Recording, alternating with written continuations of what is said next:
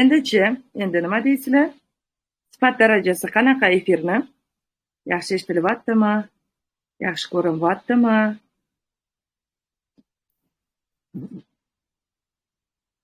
Shu haqda aytib o'tsanglar, muloqotimizni davom qildiramiz. Endi zo'r.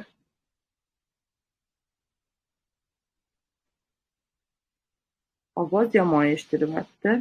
Assalomu alaykum. Xayrli kech ustozim. Joningiz sog' bo'lsin. Ovozingiz yaxshi. Yoningizda sovutgichni shovqini bilinyapti. Yanami? Kechirasizlar, lekin endi busiz o'tirishimning ilojisi yo'q. Chunki biz konditsioner yoqa olmaymiz. Ma'lum sabablarga ko'ra. Yosh bolalarimiz bor. Hammasi yaxshi. Amaliysizlar, agar ventilyator shovqini eshitilayotgan bo'lsa ham endi bilmadim. Shuning uchun ataylabdan mikrofon ulaganman. Bo'ldi. Endi yaxshi menimcha ko'pchilikka. Xo'p, endi savolimni qaytadan takrorlab o'taman, qizlarjonlar. Mijozlar bilan muloqot qilish qanchalik darajada sizlarga muhim? Bu narsani bilishimiz uchun biz nima qilamiz? Sizni mijozlar bilan muloqot qilishda muammo bormi yoki-da yo'qmi? Mana shular haqida yozib o'tinglar, iltimos. Hozir mana jamoamizdagi qizlarimiz ham ovoz yaxshiligini aytishyapti. Boshqa nimalardan kirib ko'rishyapti, hozir texnikalardan. Menimcha ovoz yaxshi emas yoki-da nima deydi, sifat darajasi yaxshi emas bo'layotgan qizlarimiz aslo joyida, qizlarjonlar.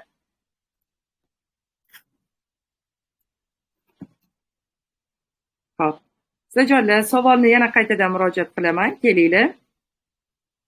Ovoz слишком past debdilar. Voy. Mikrofonim ulangan.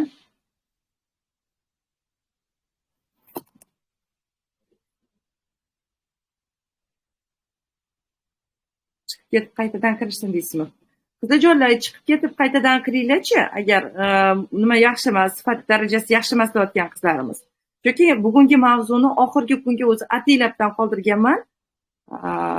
Birinchi, ikkinchi o'tilgan mavzularni davomi hisoblanadi bu. Shu sababli agar chiqib ketib boshqatdan qo'shilinglar. Ovoz yaxshi emas, sifat darajasi yaxshi emas deyotgan qizlarimiz. Biz ozroq kutib turamiz yana. Ovoz zo'r, tiniq deb yozishyapti. Qanaqa bo'lishi mumkinmi? Ko'pincha bu internet sifatiga ham bog'liq bo'ladi, qizlarjonlar. Zo'r, endi yaxshi. Yaxshi, zo'r. Ovoz zo'r. Menimcha yaxshi. Xo'p, endi yana savolimizga murojaat qilsak bo'ladimi? Men eng chekka joydaman, lekin zo'r. Ovoz zo'r debdilar, ma'mura. Rahmat. Mijozlar bilan muloqot qilish sizlarga qanchalik darajada qiziq? Men hali bu savolimga nima qila olmadim, javob ola olmadim.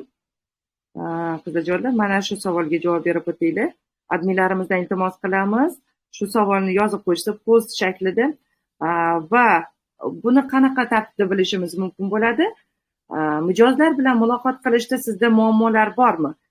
O'zingiz aytgan pulni ola olasizmi vaqtida yoki-da yo'qmi? Mana shu haqida aytib o'tinglar, qizlarjonlar.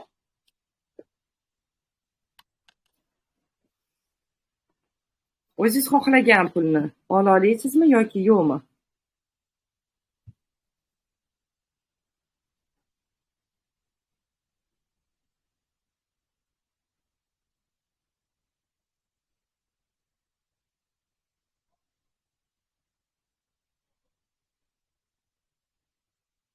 Post yozildi. Assalomu alaykum. Menda muammo bor. Mijozlar bilan ovoz yaxshi, qiziq. Ovoz yaxshi bizda. Mijozlar bilan ishlashni, muomala qilishni narx etishda uyalyapman. O'rganmoqchiman. Bor, albatta. Menda ovoz yo'qligidan ko'pchilik bor derdi. Bugun menda yaxshi desam, ko'pchilik ovoz yaxshi emas deyapti, debdi. Qarang, Tohira. Albatta, mijozlar bilan muammolar bor. Muloqotni bilmayman. Muloqotni bilmayman. Narxini aytolmayman. qimmat deydi aytgan narxini. Nega manda ovoz yo'q debdilar, internet yaxshi emas, insof bilan aytamiz debdilar. Xo'p, insof bilan aytganingizda muammo yo'qmi shunda? Mana shuni aniq javobini ololmayapman. Ko'proq qimmat deydi mijozlar debdi. Muammo bor, ololmayman. Vaqtida ololmayman, mijozlardan pulini debdi. Xo'p. Hozircha muammo yo'q degan qizni o'zi topilmadi, to'g'risi. Xo'p, boshlaymiz bir chekkadan. Mijozlar bilan muammo menda ham bo'lgan. Va eng qizig'i, qanchalik arzon tushirsam, o'shancha janjalkash yokida pulini bergisi kelmaydigan, qimmat deydigan mijozlar topilardi menda. Va buni qanaqa yechish kerakligini bilmasdim. Endi tikuvchilikni boshlagan paytimda hattoki shunaki sen materialimni uvol qilding deb aytgan paytida ham voy endi bu ko'ylak buzilibdi dedim, chunki oyimlar har doim aytishardi, agar buzilib qolsa xafa bo'lma, materialni pulini beramiz yokida materialni o'zini olib beramiz, o'zingga to'g'rilab olasan debdi. Shunaqa payt endi buzilibdi desa, voy nimaga buziladi, nimada tashlab ketasiz, men pulni beraman, sen nimaga pulni berar ekansan, o'zini olib ketaman degan holatlari bo'ldi. O'shandan ham bilsak bo'ladiki, muammo bo'lmagan, kelgan kiyimni pulini bergisi kelmaganlikdan mana shunaqa bir yo'l qilganliklarini guvoh ham bo'lganmiz. Shu sababli bunaqa holatlarga qanaqa qilib tushmaslik mumkin yokida qanaqa qilib bunaqa vaziyatlardan chiqish mumkin, shular haqida ko'rib chiqmoqchiman. Maslahatlashmoqchiman sizlar bilan va o'zimda tajribalarim bilan bo'lishmoqchiman.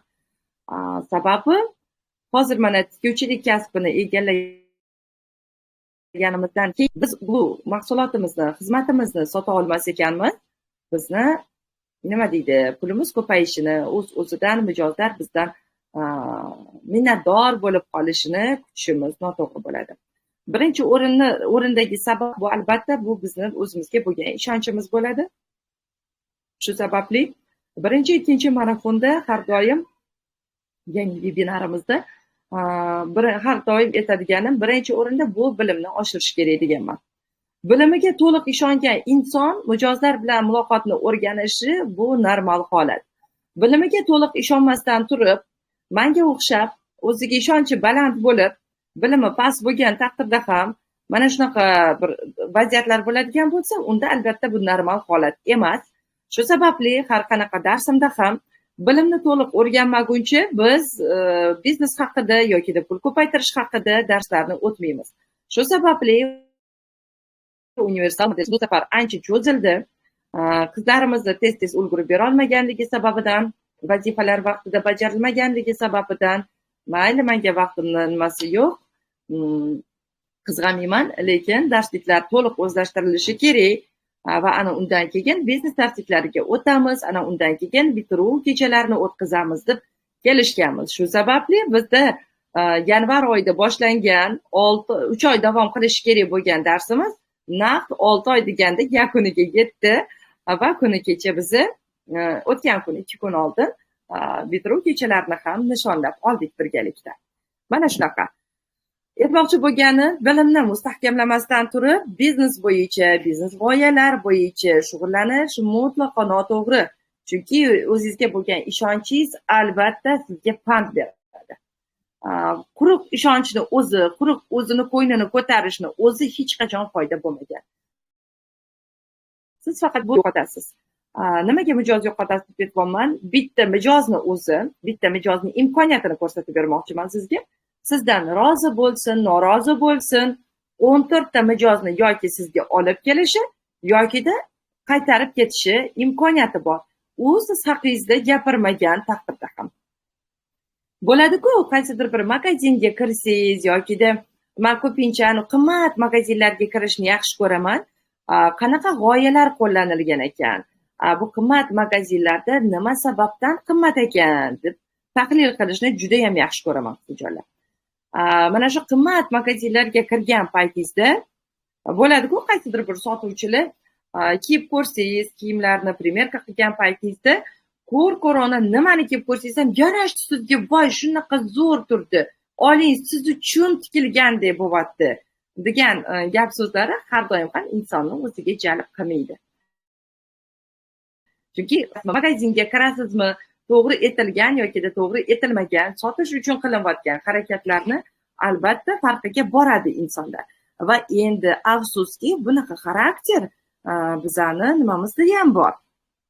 Nima deydi?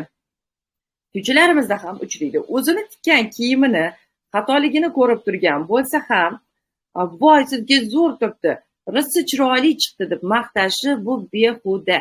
Qizlarjonlar, bunaqa gap so'zlar bilan biz nima deydi, mijozlarni ushlab qola olmaymiz. Nima sababdan bitta mijozni o'zi 14 ta mijoz olib kelishi yokida qaytarishi mumkin deb etildi. Siz mijozingizni ishontirdingiz, mijozingiz kiyib ketdi degan taqdirda ham ko'ylagingizni u boradi, uyiga boradi, uyida yaqinlari bor, oilasi bor, farzandlari bor va ota-onasi tomon bor, qaynona-qaynota tarafi bor. Agar kelin bo'ladigan bo'lsa, o'zini qo'l qo'shig'i bo'ladi va o'rtoqlari bo'ladi. Shu sababli aytmoqmanki, masalan, chiroyli deb ishonib ketgani bilan qara chiroylimi deb xohlasangiz, xohlamasangiz so'raydi u boshqa birovdan. Yokida yangi ko'ylak oldingmi deb atrofdagilar sirazi payqashadi bu narsani. Va 10 yillik ko'ylaging bilan yuribsan demaydi hech kim yangi ko'ylak kiygan paytida ham. Shu sababli siz o'zingizni oldingizda bu narsani his qilgan holatda, ichdan shu narsani his qilgan holatda albatta shunga yarasha yondashishingiz kerak bo'ladi. Shunga yarasha yondashuv talab qilinadi. Agar siz mijoz ushlab qolmoqchi bo'lsangiz, eng kamida hozirgi kelgan mijozingizni o'zingizga sodiq mijozga aylantirmoqchi bo'lsangiz. Aksincha bo'lsa-chi, siz aldab kiyg'izib olgan taqdiringizda ham, bu xatoligini ko'rmaydi, bilmaydi degan taqdiringizda ham boshqalar bu narsani aytadi. Chunki boshqalar sizga do'st emas yoki dushman ham emas. Ular neytral fikrini bildirishadi. O'shaning uchun biz mana shu muammolarga duch kelmaslik uchun, mana shunaqa holatlar bo'lmasligi uchun birinchi o'rinda albatta bilim olish talab qilinadi. Va bu haqida qayta aytildi bizda. Endi ikkinchi o'rinda biz nima qilishimiz kerak bo'ladi? Ikkinchi o'rinda mijozni kutib olish. Bilimimizga ega bo'lish bu nimaga yordam beradi? Bilimli bo'lish birinchi yordam beradigan tomoni mijoz sizga tikib bering deb taklif qilayotgan fasonlarni tahlil qilish uchun. Bu mijoz qomatiga qanchalik darajada mos keladi? Bu mijozga qanchalik darajada yarashadi yoki yarashmaydi? Mana shu narsalarni aniq bilishimiz uchun bizga bilim zarur bo'ladi. Xo'p, endi hozirgi boshlanadigan, ertaga boshlanadigan intensivda ham aynan mijoz qomatlari, qomat turlari haqida va alohida bonus darslik kiritdimki, ko'ylagimizni 4 xil ko'rinishda kiyilishi mumkin bo'lgan ko'ylagimizni o'rganib va mijozlarga taklif qila olish uchun o'rganilishi shart bo'lganligi uchun mana shu darsligimizni nima qildim? Tashkil qildik. Va bu darsligimiz qayta ochilmaydi, qizlarjonlar. Bir marta tashkil qilamiz, qayta bunaqa narxda tashkil qilinmaydi, ochilmaydi. Sababi biz bu ko'ylakni o'zini bichilib kelishini, transformer holatdagini qanaqa qilib transformer shakliga olib kelganmiz. Mana shu narsalarni o'rgatishni 1.300.000 so'm deb narx qilgan edik. Lekin showroomimizni nima deydi, birinchi mahsulotini sizlar bilan baham ko'rish maqsadida va nima deydi, sizlar ham uyda o'tirgan chevarlarimiz ham bu imkoniyatdan foydalanishni xohlaganligimiz uchun bu ma'lumotlarni sizlar bilan bo'lishga qaror qilganmiz. Va endi hozirgi 250.000 so'mdan sotiladigan qat bugungina saqlanadi. Bugun murojaat qilib qizlarimizga, o'sha adminlarimizga murojaat qilib o'zini o'rnini band qilgan qizlarimizgina bu 250.000 so'mdan narxda intensivimizga qo'shilish imkoniyatiga ega bo'lishadi. Endi qizlarjonlar, aytmoqchi bo'lganim, qomat turlari bizga juda ham muhim. Qomat turlarini o'rganish bu nima deyiladi? Bizda o'zi 5 xil qomat turlari bor insonlarda va ko'pincha qaysi qomat turlari holatida rasmga tushiriladi. Ya'ni rasmga tushiriladi deganda biz ko'pincha tikuvchilar bilan rasm orqali ishlashni o'rganganmiz. Ya'ni mijozlarimiz internetda nima qilishadi? Internetda rasm topishadi qaysidir bir fasonni va o'sha fasonni tikib bering deb kelishadi. Rasm topgan paytida bu mijoziy bu razmerda bo'lmasligi mumkin va ko'pincha qum soati shaklidagi egalari rasmga tushishadi. Ozg'in chiroyli model qizlarimizda bu kiyimlar ko'rinadi. Shu sababli endi olib kelgan mijozingizni qomat turi qanaqaligini bilib, unga bu fason yarashadimi, yarashmaydimi, qanchalik darajada chiroyli chiqadi, mana shu narsani ko'rsatib berish uchun esa biz qomat turlarini o'rganishimiz kerak bo'ladi. Shu sababli mana shu transformer kostyumlar o'rganadigan nimamizga, ko'ylagimizni bichib tikilishni o'rganadigan intensivga qomat turlarini qo'shganmiz qizajonlar. Mana shunaqa.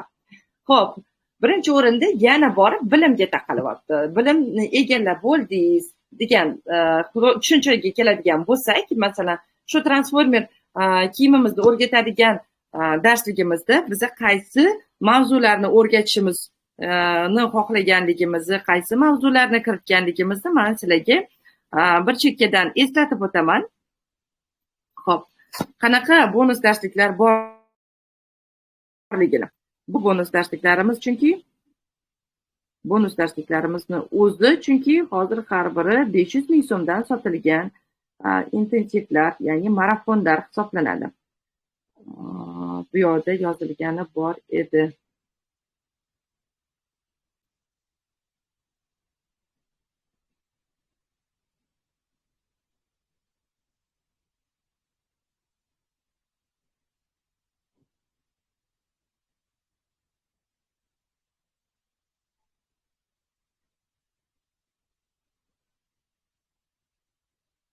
Voy.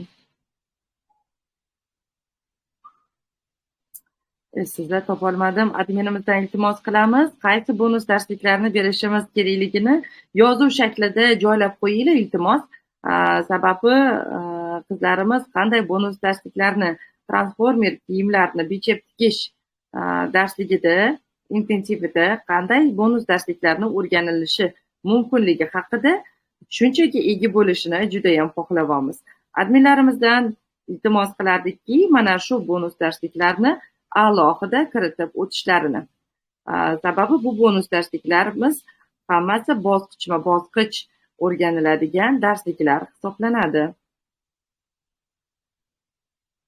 Albatta bu haqda eslatib o'tishimiz kerak bo'ladi. Xo'p, kelinglar, men albatta og'zaki tartibda aytib o'taman. Birinchi o'rinda harakat tengliklari haqida o'rgatib o'tamiz.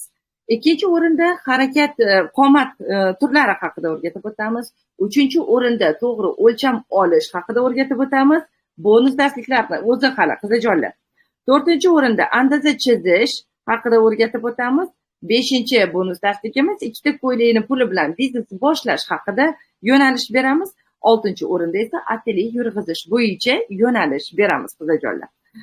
Va ana undan keyin mana shu orqada turgan transformer ko'ylakni bichib tikilishni, ya'ni 4 xil ko'rinishda kiyiladigan ko'ylakni bichib tikilishni o'rgatamizki, hozirgi aytilgan darsliklarni ketma-ketligida o'rganib, ana undan keyin bu darslikni o'rganadigan bo'lsangiz, siz mijozlaringiz bilan ishlashingiz yo'q deganda 50% ga yengillashadi.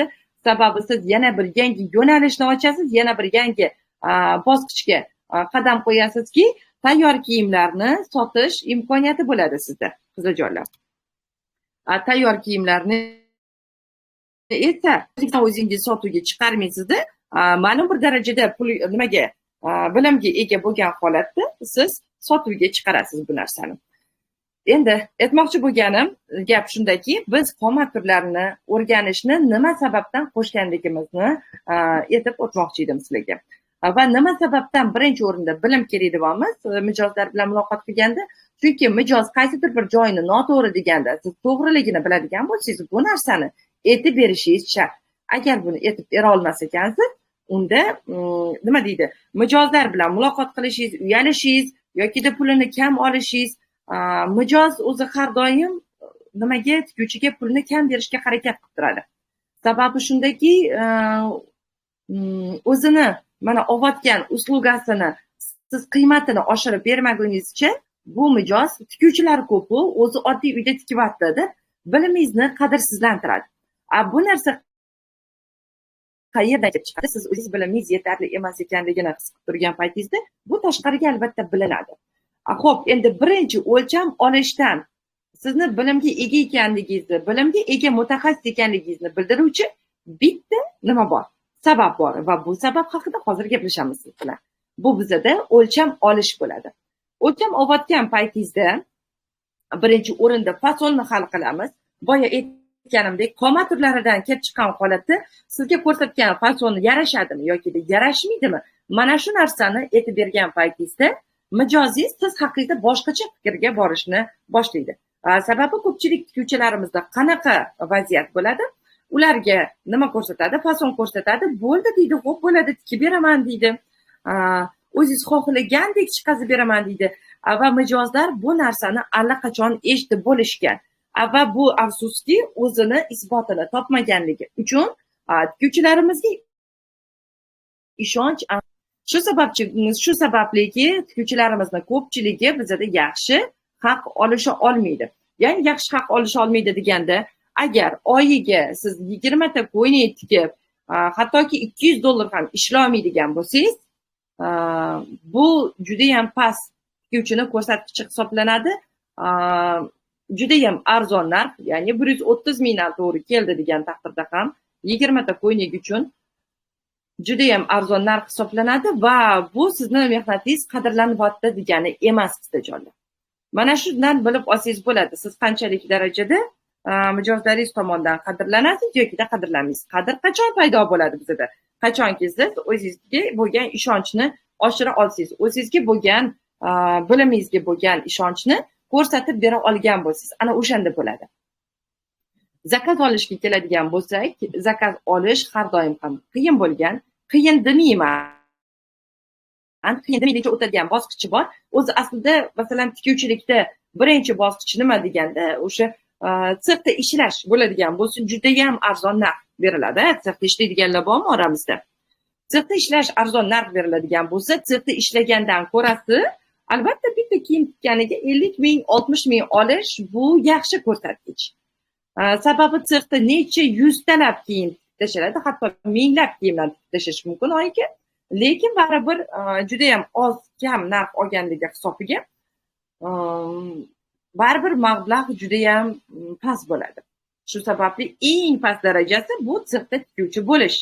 Sirtda tikuvchilar bormi oramizda? Mana shu joyda yozib oringlar va qanchalik qiyinligini ular mendanda ko'ra yaxshiroq bilishadi. Sirtdagi tikuvchilarimiz. Shu sababli nima deydi? Sirtdagi tikuvchilarimiz bo'lsa, mana juda ham yaxshi tushunishadi. Voy, nimaga ovoz yo'q? Masalan, ovoz yo'qmi rostdan? Endi ovoz yaxshi eshitildi. Ulandim, rahmat, eshitilyapti-yu, debdilar.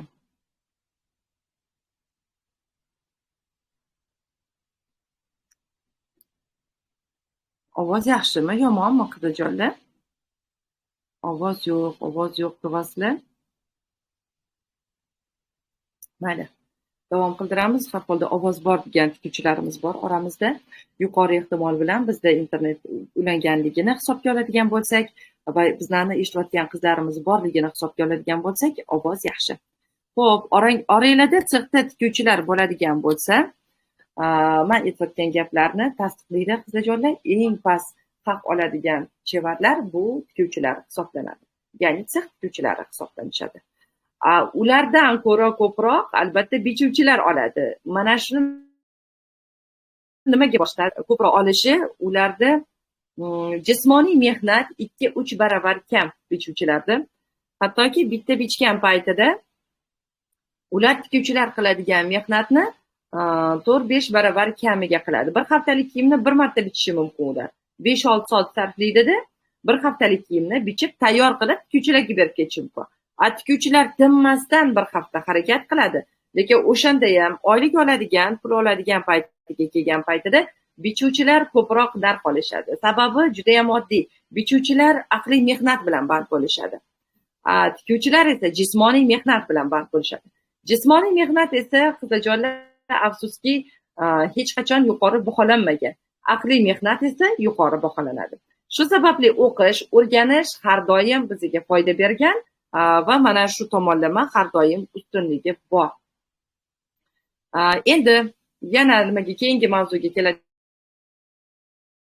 bo'lsak, o'lcham olgan paytimizda o'zimizni bilimimizni yana bir marta isbotlash imkoniyati bo'ladi.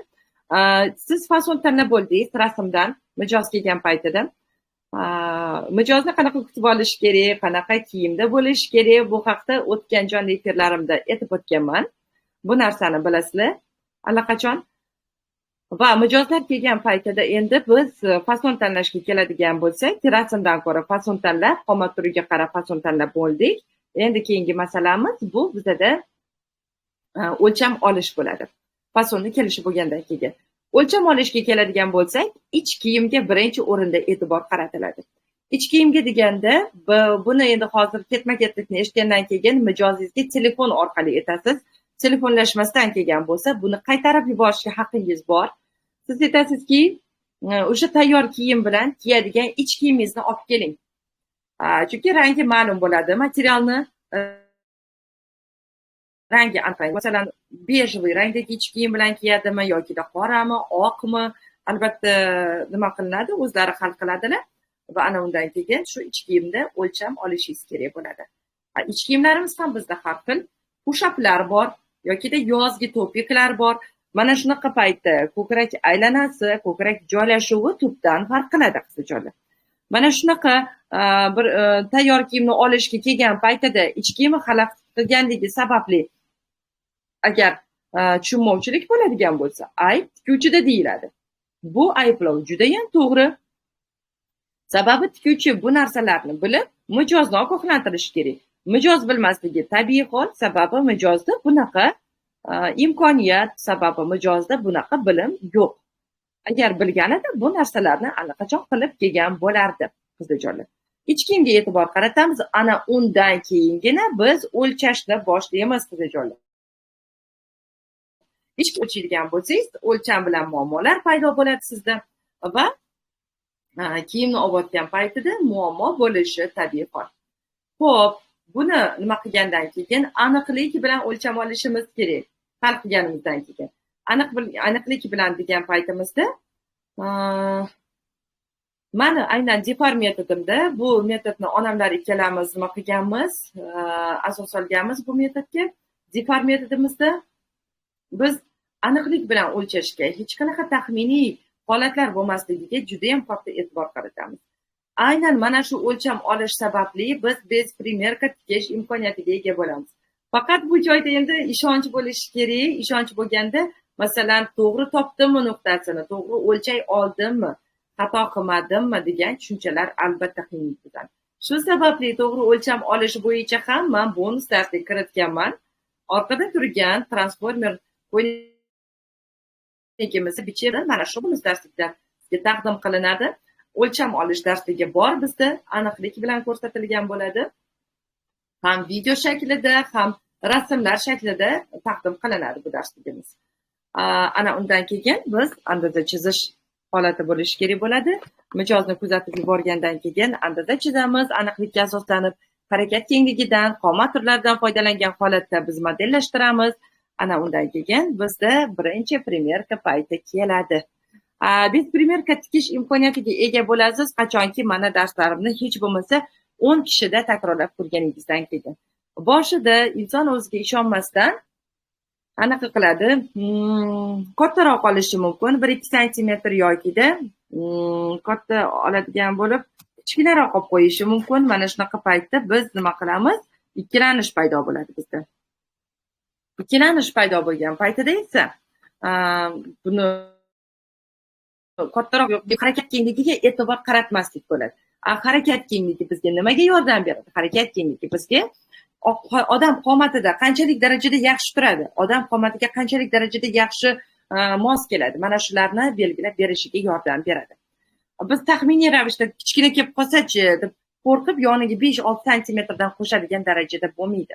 Mana shular o'rganiladi.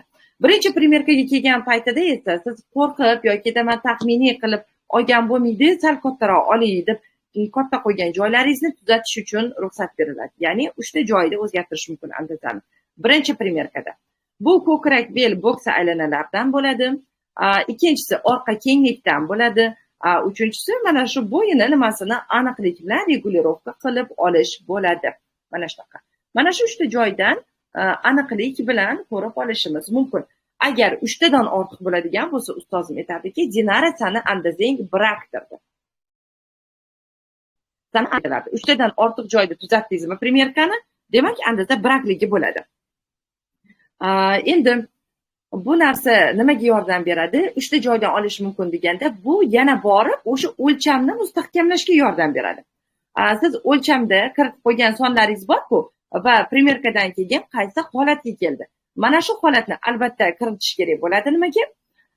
O'sha o'lcham yozgan daftaringizga ana undan keyin boshqa safar o'lcham olayotganda mana shu nuqtalarni aniqlik bilan o'lchashingiz, e'tibor qaratishingiz uchun mana shunaqa qiziqarli. Andaza chizishni o'rganamiz. Hozirgi intensiv darsligimizda aytmoqman qiziqarli. Bu andaza chizish darsligini o'zini men 500 ming so'mdan sotganman. Hozir ham sotuvda bor albatta. Va mana shunaqa qilib biz nima qilamiz? Andaza chizishni o'rganamiz va undan keyin mana shu transformer kiyimni modellashtirishni boshlaymiz. Bu transformer kiyimni qaysi bo'lsak, bu bizda nima deydi? 5 ta razmerga to'g'ri kelishi bilan ajralib turadi. Bitta mana shu tikilgan kiyimni o'zi bu endi вечерний kiyim holatida turibdi, hali hech qanaqa bezak berilmagan. Inshaalloh bizda payshanba kuni mana shuni bezagini ham syomka qilamiz. Xudo xohlasa ungacha sizlarga undan oldin olingan darsliklarni taqdim qilamiz. Shu darajada bu nima bilan proyektim bilan bo'lishkim kelyapti, qiziqarli. Arzon narxi, hech qachon bunaqa arzon narxda kurs qilmaganman va bundan keyin ham qilishni mo'ljallamayapman, qiziqarli. Shu sababli foydalanib qolinglar. Va bugun oxirgi kun o'sha 250 ming so'm narxda ulanish imkoniyati. Ertadan darslarimiz boshlanadi va ertadan boshlab bizda 500 ming so'm narxga ko'tariladi. Va ichida shuncha darslik berilayotgan paytida biz 500 ming so'mdan bu narsani ko'taramiz. Shunda ham bitta darsligimizni narxi bo'ladi. Bu bir haftalik darslik hisoblanadi. Bizda qiziqarli saqlanadi, o'chirib yuborilmaydi. Qayta ko'rib, ishlash, o'rganish imkoniyatini beradi. Va bu transformer kiyim esa bizda qaysi holat bo'ladi? Ya'ni transformer kiyim bilan mijozlaringizni injiqligini ko'tarmasdan tayyor kiyim holatida tikib qo'yib, ularga sotuvni taklif qilish imkoniyatini beradi. Hozirgi mana shu transformer kiyimni tikish paytida siz ko'p narsalarni o'rganasizki, boshqa modellarni ham xuddi shunaqa transformer shaklida chiqarish imkoniyatiga ega bo'lasiz, qiziqarli. Xo'p, endi primerka paytiga keladigan bo'lsak, primerkani hattoki yeng bilan qilish tavsiya qilinadi. Primerkani men yengsiz holatini qilganimni aytib bergan edim o'tgan safar sizlarga. Yengsiz yoqalarni tayyorlamagan holatda qilganimni aytib bergandim va qanaqa muammoga duch kelganimni ham aytib bergandim. Shu voqeani aytib berganim Olmaotada bo'lgan voqea kimni esida bor? Agar esingizda bo'lmasa, minusni qo'yinglar qiziqarli. Oxirgi postimizni kommentariyasida. O'sha nimasini kimni esida bor? Katta razmerdagi buvijon menga 7 metr material olib kelganliklari va mana shu materialni primerka qilish jarayonida juda ham bir qo'pol holat, ya'ni bir noqulay, yoqimsiz holatlarga duch kelganimni aytib berganim. Mana Komronda eslatib bor ekan, aytib bering debdilar Muhayyo Hakimova. Menimcha oldingi marafonga, ya'ni ikkinchi vebinarimizga kirmaganlar. Xo'p, qiziqarli, aytib beraymi yoki-da esingizda bormi? Ko'pchilikning fikridan kelib chiqqan holatda buni davom qildiramiz. Kommentariyada yozib boringlar. Meni o'zimga juda ham katta dars bo'lgan. Va bu haqda Reels ham olganman. Reelsni albatta tashlab ham qo'yaman. Sexda ishlayman debdilar. Hatice, buning.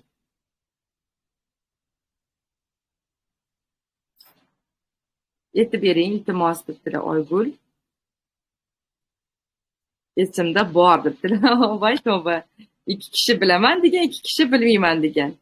Mani esimda, aytib bering. 3 ga 3 bo'ldinglar.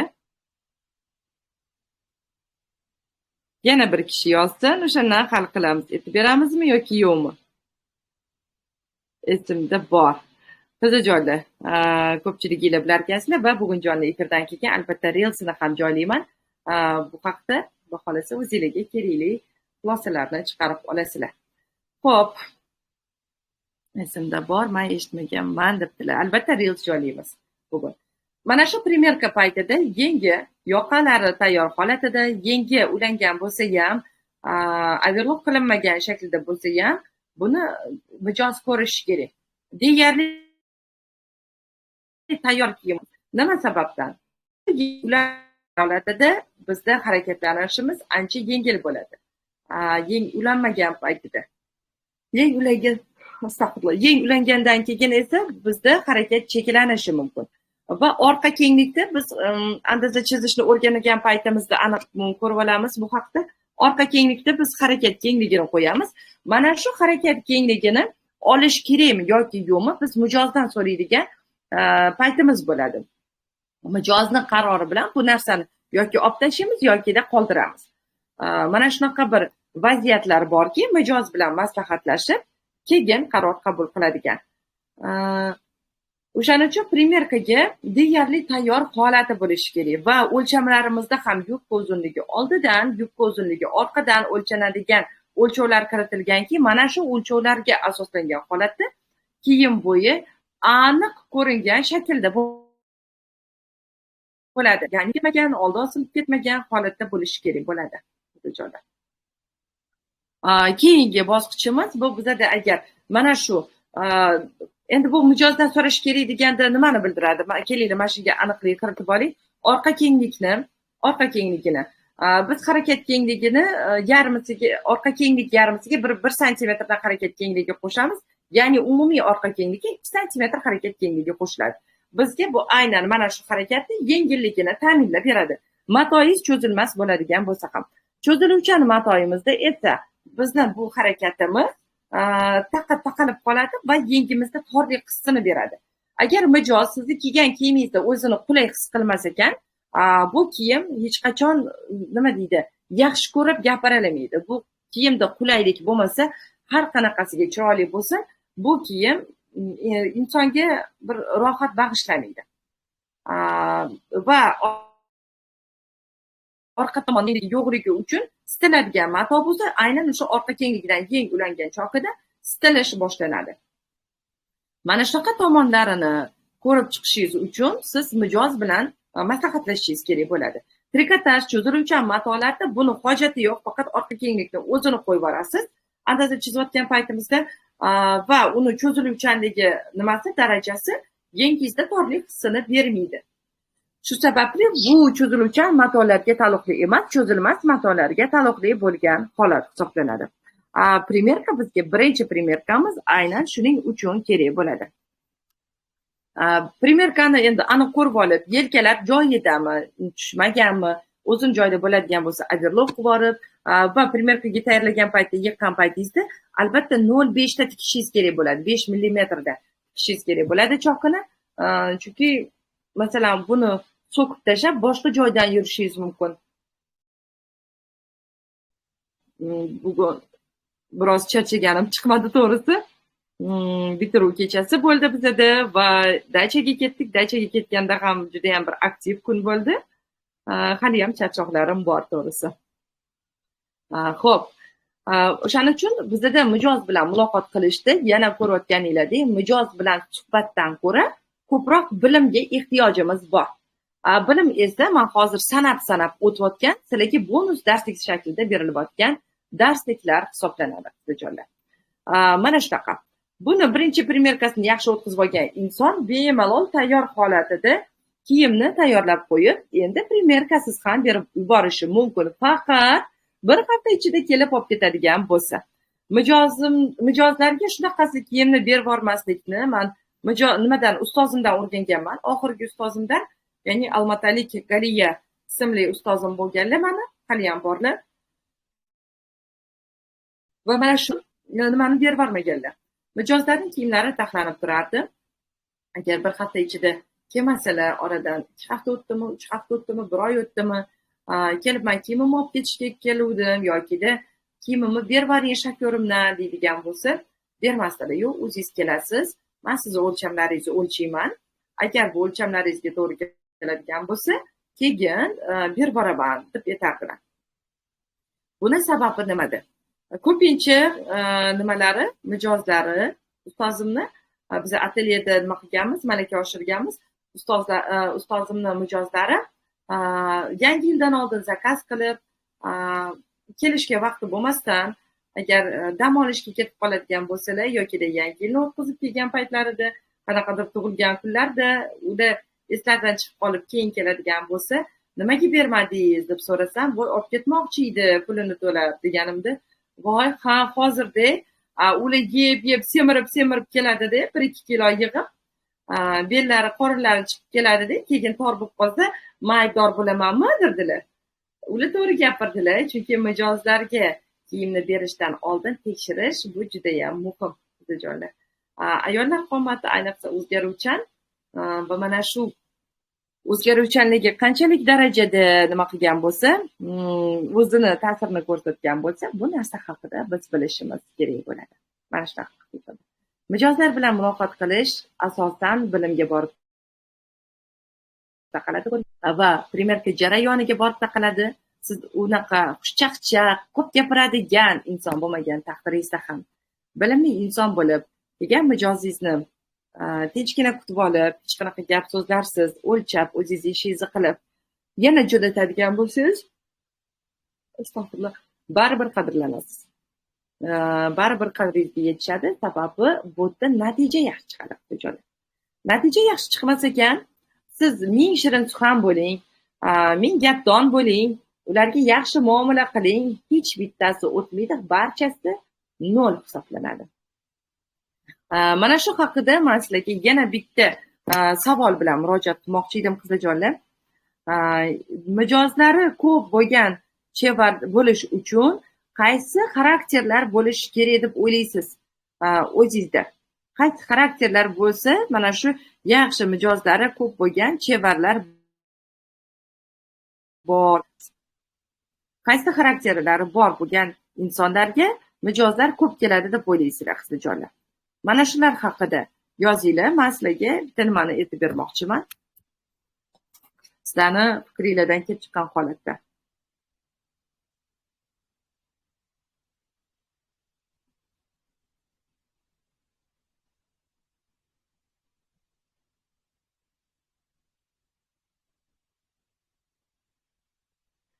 Yasina Muhammad Iso yozibdilar. Albatta bir hafta ichida olib ketish kerak, chunki menda xuddi shu vaziyat bo'lgan.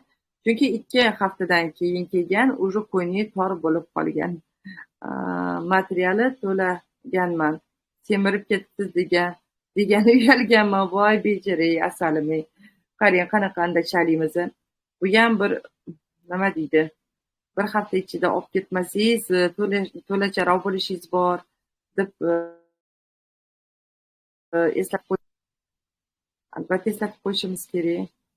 Bu narsani eslatmasak, mana shunaqa materialni to'lashga to'g'ri keladi bizga.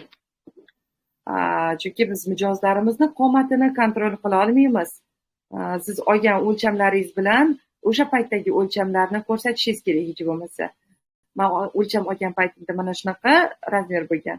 Hozir mana shunaqa razmer deb aytishimiz kerak. Komron yozibdilar, xushmuomala debdilar. To'g'ri, xushmuomalalik kerak va bilimli debdilar. Qizlarjonlar, boshqa qizlarimiz ham variantlarni aytgunicha, men o'zimni nimamni aytib o'taman. Variantimni aytib o'taman. Tez chiqishadigan insonlar bilan xushmuomala va o'sha o'zini mutaxassisligini yaxshi biladigan insonlar bo'lib, insofli insonlar bo'lib, nima qiladigan bo'lgan taqdirda ham agar bilimi bo'lmasa ham 0 ga teng bo'ladi. Birinchi o'rinda o'shaning uchun bilim egallash kerak bo'ladi. Ana undan keyin boshqa xislatlar, boshqa fazilatlar bu insonni mutaxassis sifatida faqat bezaydi va uni daromadi oshishiga sababchi bo'ladi. Xushmuomalalik juda ham to'g'ri. Ularni xafa qilmasdan etish, xuddi o'zini insonidek, o'zini odamidek qabul qilganligini his qildirish juda ham muhim. Va shogirdlarimga bu narsalar haqida juda ham ko'p o'rgataman. Sababi mana ichki kiyim dedik, pomad turlari dedik, hamma aytgan sabablarim bilimga borib taqaladi. Agar xushmuomalalik bilan ish bitadigan bo'lganida tikuvchilaringiz bitta kelib ikkinchi kiyimga qo'ymaydi. Xushmuomalalik bilan siz o'xshatolmagan kiyimni berib yuborgan taqdiringizda bu mijozlar o'zini qo'yni qolmasin deb men bilan yaxshi gaplashdi deb emas, mani aldavordi deydi. Menga to'g'risini aytmadi deydi. To'g'risi qadrlanadi. Faqat uni xafa qilmagan holatda. Xushmuomalalik juda ham muhim qizijonlar. Mana shunaqa. Xo'p, qizijonlar, bugun soat 12:00 gacha qisqa qilib aytganda mana shu transformer ko'yligimizni nima qilishimiz kerak bo'ladi? Transformer ko'yligimizni 250 ming so'mga sotib olish imkoniyatiga egasiz. Mana shu imkoniyatdan foydalanib qolasiz degan umiddaman. Ertadan boshlab bu kursimiz bizda 500 ming so'm narxda bo'ladi, qizijonlar. Va kursimizga start berilgandan keyin ertaga birinchi darsliklarimiz joylanadi. Start berilgandan keyin yana 3 kun davomida qo'shilish imkoniyatiga egasiz. Kuratorlarimiz sizlar bilan bir hafta davomida shug'ullanishadi. Dars bo'layotgan paytida o'z vaqtida darsliklarni bajarish tavsiya qilinadi, albatta qizijonlar. Va mana shu darsliklarni bajarganimizda bir hafta nimamizga ulgurib qolmoqchi bo'lsanglar, kuratorlarimizni birgalikda ishlashiga ulgurib qolmoqchi bo'lsanglar, albatta nima qilinglar? Murojaat qilinglar adminlarimizga va tezda qo'shilib olinglar. Bu oxirgi imkoniyat 250 ming so'mdan ulanish uchun. Undan keyin bu darsligimiz 500 ming so'mdan narxlanadi va kurator bo'lmaydi, qizijonlar. Shunda ham hozir bitta darsligimni o'zini 500 mingga sotganman. Men hozir biznes kurslariga borayotganligim uchun sizlarga ham mana shu birinchi biznes loyihamni sovg'a qilish maqsadida juda ham arzon narx qo'ydik. Kuratorlarga beriladigan narxi chiqishi uchun va o'zini asl qiymatidan juda ham past narxda belgiladik. Bu narxni shu sababli bu imkoniyatdan foydalansizlar degan umiddaman, qizijonlar. Kelinglar, mijozlar bilan agar qaysidir bir ma'noda etmay ketgan tomonlarim bo'lsa, biz nima qilamiz? Javob beramiz.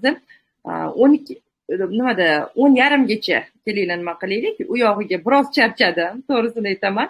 10:30gacha savol javob qilamiz sizlar bilan deb va bugungi o'sha oxirgi imkoniyat uchun etilgan jonli efirimizni yakunlaymiz, qizijonlar.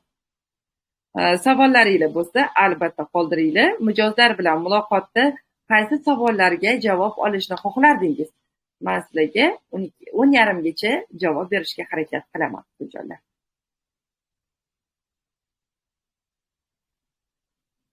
Ungacha kommentariyalarni o'qib turaman.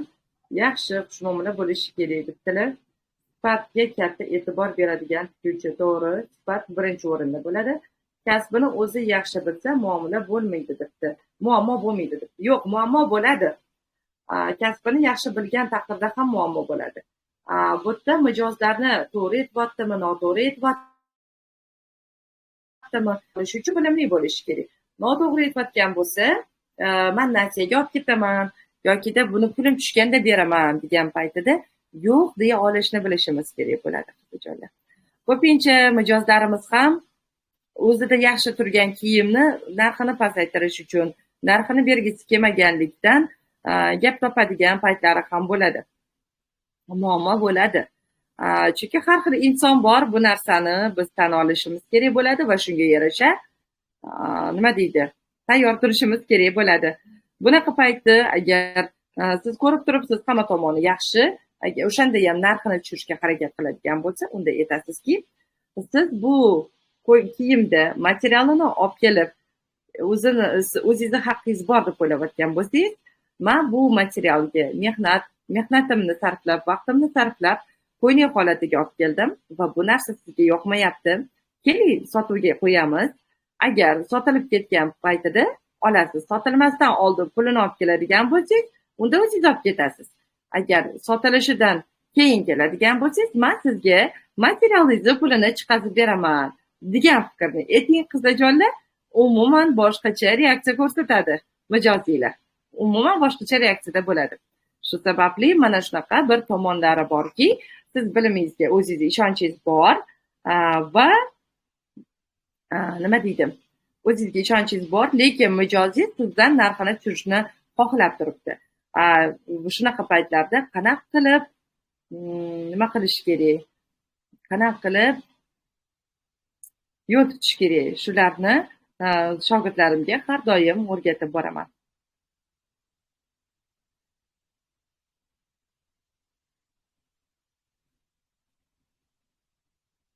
Xo'p, kasbni yaxshi bilsa muammo bo'lmaydi degan savolga javob berib o'tdim. Nasibaxon, assalomu alaykum, yaxshimisiz ustozim, sog' salomatmisiz, charchoqlaringiz chiqdimi? Sizni allaqachon sog'indik debdilar. Rahmat. Yo'q, charchog'im chiqmadi, faqat maza qildim, lekin faqat biroz charchog'im chiqmadi. Savolga javob: to'g'ri so'z, xushmuomala, insof bilan narx aytib, qomatiga mos fason tanlab berish kasbini mutaxassisi debdilar. Judayam to'g'ri. Yuzi kulib turadigan, bemalol gapirib, fikrini aniq tushuntira oladigan, mijozni fikrini inobatga olib, o'z yaqini bilan gaplashishdir. Judayam to'g'ri aytdingiz. Judayam to'g'ri hammasi. Xo'p, keyingisi bizada faqat mijoz bilan muomalani o'rgatasizmi? Bironta andaza ham o'rgating hozir debdilar. Qizajonlar, men sizlarga bugun shunaqa nima beramanki, darsliklarim joylashgan kanalim bor. U yerda darsliklar judayam ko'p. Mana shu kanalni beraman. U yerda andazadan ko'p narsa yo'q. Modellashtirish hammasi o'sha yerda o'rgatiladi. Andazalarni o'rgatish uchun yig'ilmagan bu kanalimizga aynan tikuvchilikdan daromadni oshirish bo'yicha o'rgatish va qanaqa qilib ikkita ko'ynakni puli bilan biznes boshlashni o'rgatish bo'yicha o'rgatiladi bu kanalda deb e'lon berganmiz va mana shu yo'nalishga sodiq qolgan holatda biz faqat shu mavzularda olib boramiz jonli efirlarimizni. Xo'p, bu kurs onlaynmi dedilar? Albatta onlayn. Midish kerak dedilar, albatta kerak. Xo'p, ustoz boshida kamroq to'lab, keyin qolganini to'lasa bo'ladimi debdilar. Adminimizga murojaat qiling, barchasini adminlarimiz tushuntirib berishadi. Xasis insonda bo'ladi debdi. Albatta bo'ladi. 6 oylik kurs yana bo'ladimi? Universal modeler debdilar. Va judayam ko'pchilik so'rayapti. O'zini aslini olganda keyingi yil tashkil qilmoqchi edim bu kursni. Menimcha yaqin orada yangilik bo'lib qoladi. Menimcha ochamiz bu kursni.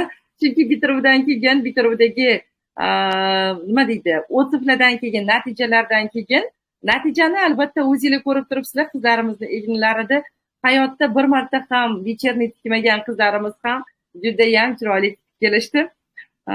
O'shaning uchun universal modeler kursiga judayam talab katta va bu safar ham yangiliklar qo'shiladi. Universal modeler kursimizga katta yangiliklarni qo'shish niyatidamiz. Assalomu alaykum, kurs narxi qancha? Men endi kirdim dedilar. Va lekin narximiz bor yo'g'i 250 ming so'm. Mana shunaqa. O'lchov olishni to'g'ri bilmaganimda band yeganman. Kursga yozildim. Hamma muammolarga javob topaman inshaalloh dedilar. Salomat bo'ling, xudo xolasa inshaalloh. Mana shunaqa qizajonlar. Xo'p, mijoz ko'paytirish haqida ayting debdilar. Mijoz ko'paytirish haqida biz birinchi va ikkinchi marafonlarimizda batafsil aytib o'tdik, ya'ni vebinarlarimizda, va mana shu vebinarlarimizni qayta ko'rib chiqishingizni tavsiya qilaman. Yuqorida lentada bor. Assalomu alaykum opa, 2 oylik o'qish haqida ham gapirib o'ting debdilar. Hozirchalik 2 oylik o'qish haqida emas, keling mana shu 1 haftalik o'qishimizni tugatib olaylik. Albatta bu haqida ham e'lon qilaman. Bu bir iltimos, ko'ylakni shonasini nimaga shishib qoladi?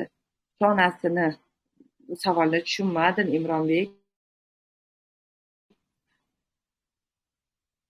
Ba'zi qoldiqdagi katta bo'lib qoladi. Ba'zida qo'ltiq tagi demoqchisiz. Ya'ni proyma katta bo'lib qoladi. Harakat kengligini bilmagandan va mana shu harakat kengliklari haqida biz hozirgi mana shu 1 haftalik kursimizda o'rgatib o'tamiz. Bu narsa kiritilgan. Assalomu alaykum, yaxshimisiz ustoz? Narxni qanday ko'tarish kerak? Mijozni qanday yig'ish kerak? Qishloq joyda debdilar. Birinchi, ikkinchi nimalarimizni aytib o'tdik. Kelinglar, men yana bir marta takrorlab o'taman. Narxni ko'tarish uchun albatta bilimga ega bo'lish kerak.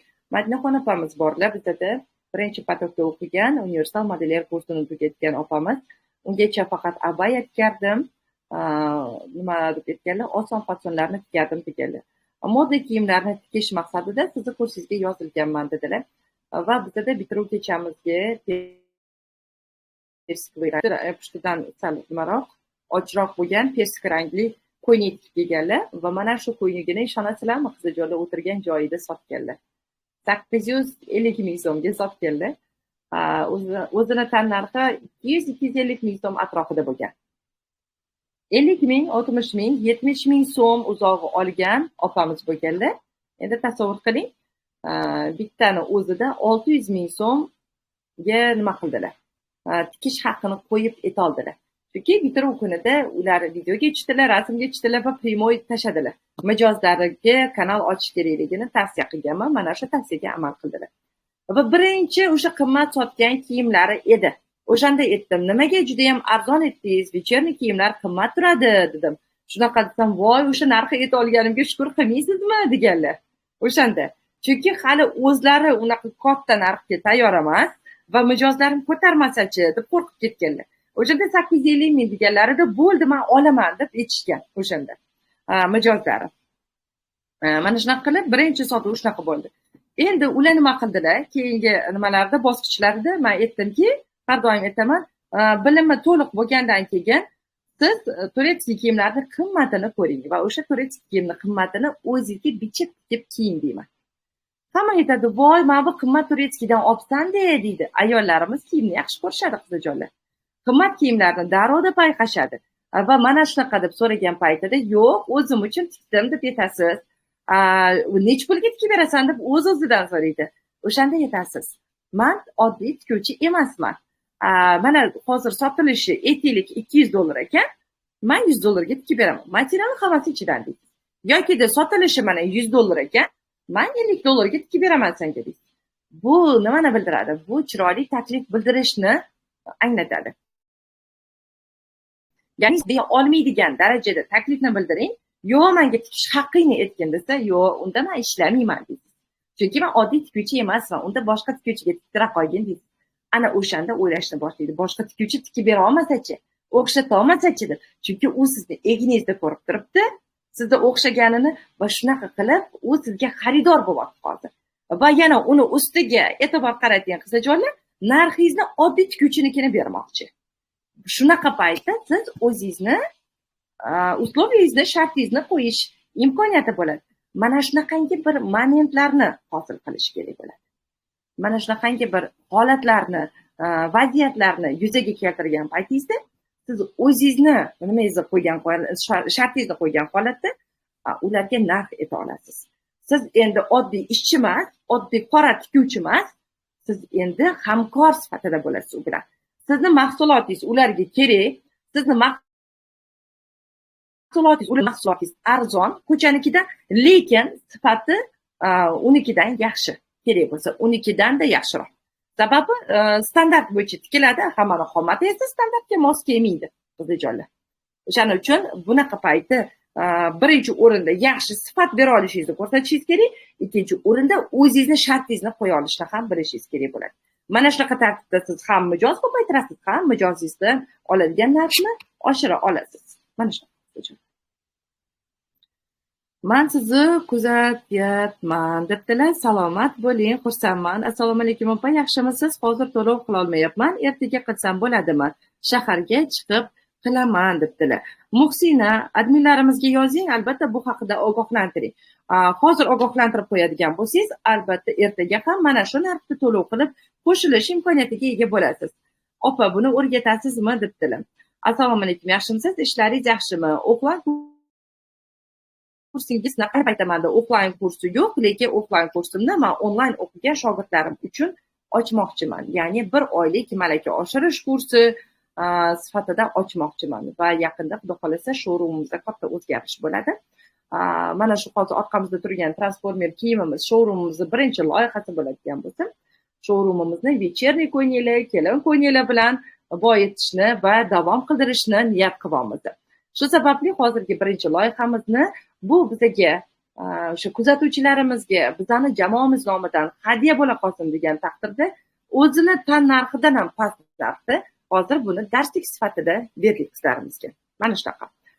Va offlayn kurslarimizni narxlari faqat onlayn shogirdlarimizgagina e'lon qilinadi. Xo'p, ustoz joningiz sog' bo'lsin. Injiq va xasis mijozlar bilan ishlashga qiynalaman debdilar. Ularga to'g'ri taklif berishni bilishimiz kerak. Injiq va xasis mijoz, aynan hozirgi aytgan yo'lim juda ham to'g'ri keladi.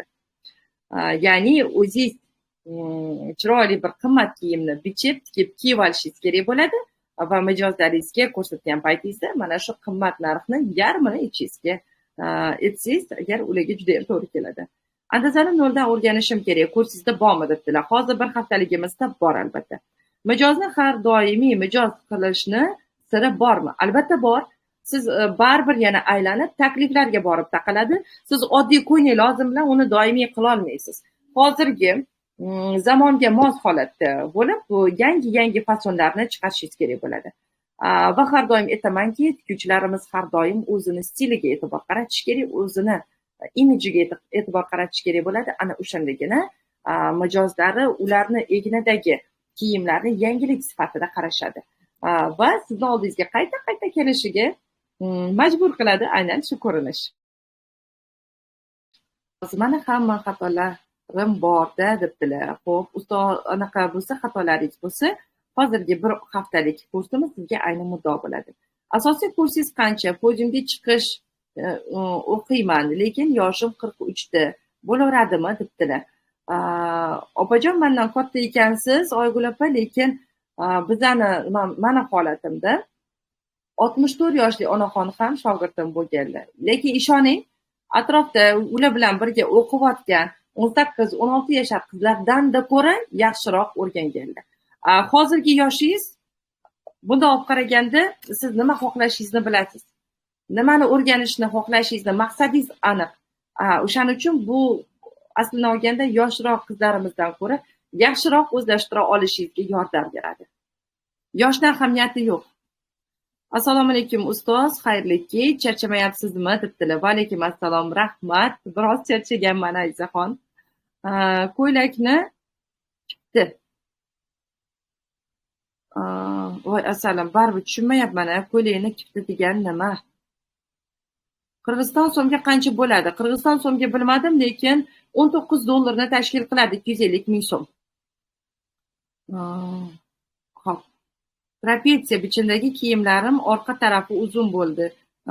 Oldi kalta bo'lib qolyapti. To'g'ri, bir xil simida bichilgan bo'lsa ham kiyganda oldi kalta, orqa uzun sababini aytib bering. O'lchamdan bo'ladi. Sababi o'lcham noto'g'ri olingan, o'lcham olgan paytingizda hamma o'lcham to'liq olinmagan. Mana shundan bo'ladi. Ustoz, kitta ba'zida katta. Bunaqa savollarga tushunmayman.